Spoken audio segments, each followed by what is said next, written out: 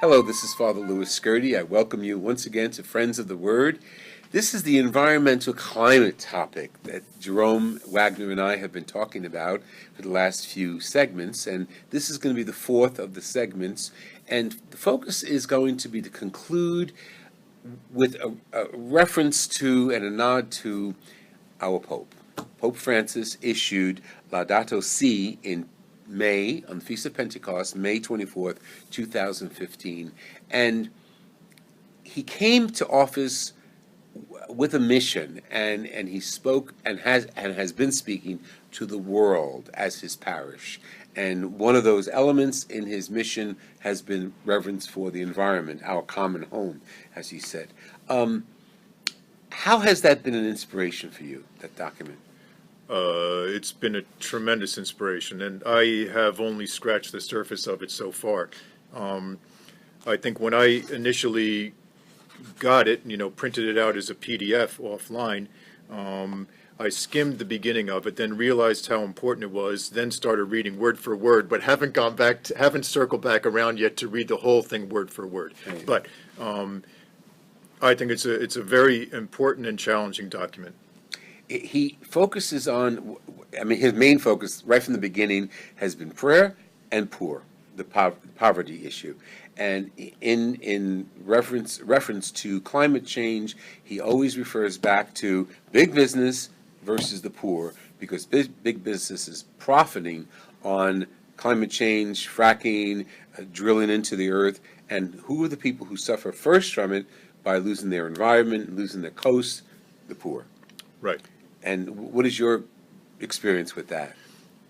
Well, I'll turn that into a reflection on Laudato Si, because in my personal life, I have not yet, we could say that Sandy was a sort of a precursor of that in our local region, impacts on local people and so forth, but I have yet to really experience that on a personal level. But I'll just comment that a lot of Laudato Si is not just a discourse on the environment. It talks about social justice issues in a very round and thorough way. So impacts on the poor are very prominent here. So I just wanted to add that. Yeah, really interesting. People criticized him for writing this and for dealing with this topic of the environment, science, and what's your response to that? My response is I think he's seeing the signs of the time, and I think we've had other popes who use that as a metric for what we need to be doing.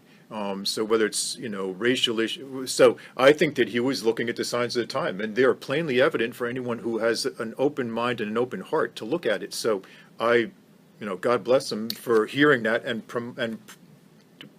pronouncing it to us. And in his earlier career in Argentina, of course, he was involved in chemistry.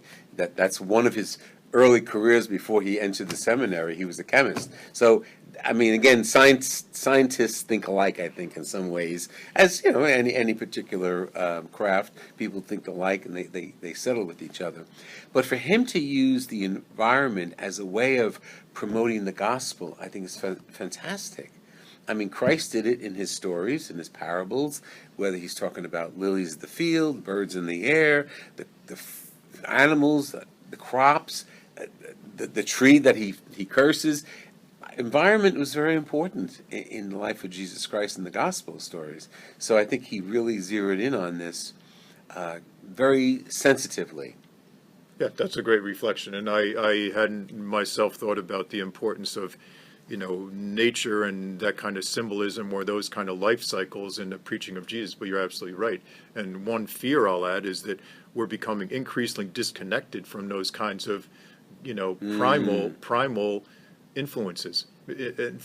So anyway, the Pope has helped to ground us back in that.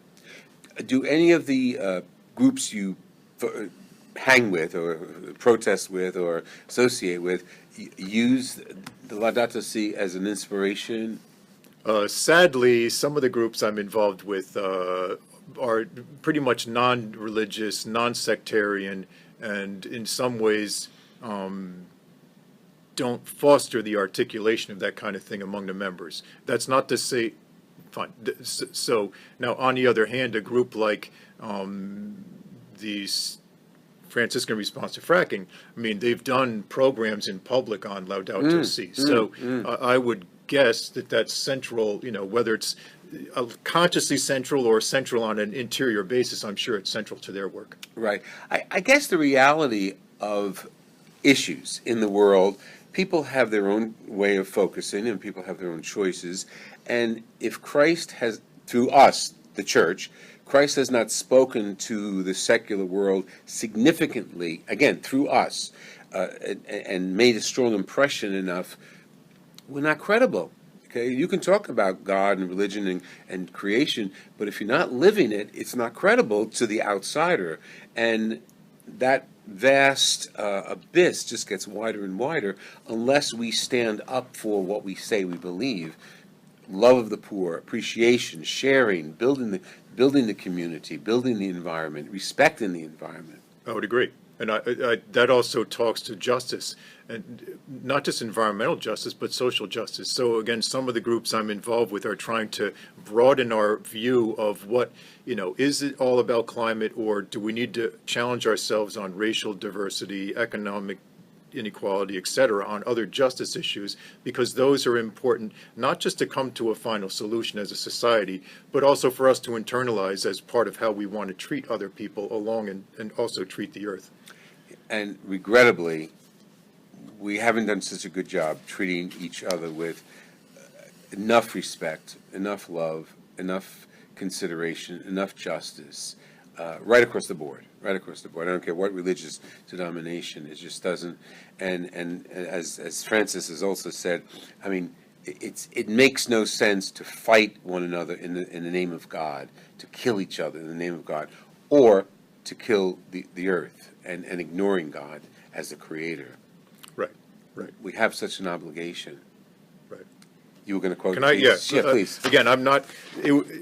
To ask what's your best part of Laudato Si, no, you can't ask that question. It's like Britannica. So but again, these are just going to be short little quotes.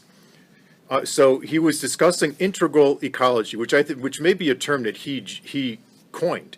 Anyway, then he's talking about the principle of the common good, and this is paragraph 156.